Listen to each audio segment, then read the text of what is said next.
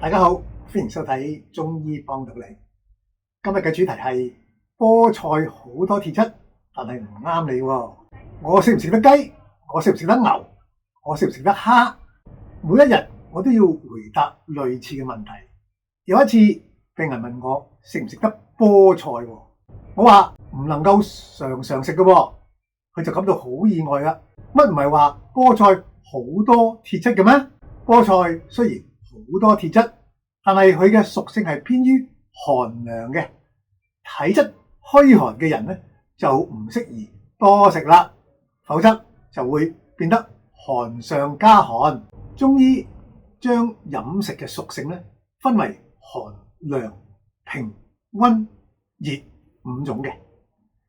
一種食物，一種飲品，如果佢嘅屬性唔啱你嘅體質嘅話，哪怕呢一種食物含維他命、礦物質幾咁豐富，呢一種飲品抗自由基幾咁強勁，又哪怕呢一種食物被吹捧到所謂超級食物，多食多飲嘅話咧，都係有害無益嘅。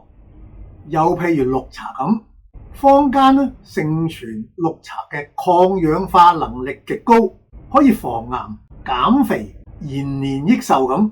殊不知咧，綠茶嘅屬性同樣係偏於寒涼嘅。體質虛寒嘅人，如果長期大量飲用綠茶，就無異於雪上加霜啦，容易導致脾胃虛弱、肚痛、肚瀉，甚至係加重手腳冰冷、精神萎靡呢啲咁嘅症狀。我就遇過一啲患者，男嘅咧就患前列腺肥大有之，患中央肥胖有之；女嘅咧就患頻密肚痛有之，患月經失調有之，患嚴重暗瘡亦都有之。佢哋不約而同，日常都係好中意飲綠茶嘅。問佢哋點解咁中意飲綠茶啊？佢哋異口同聲咁講：綠茶有益健康。嗱，咁就撞板啦。經過診斷之後，發現佢哋一律都係屬於虛寒體質，極需要用溫熱嘅藥物嚟糾正體質嘅偏差。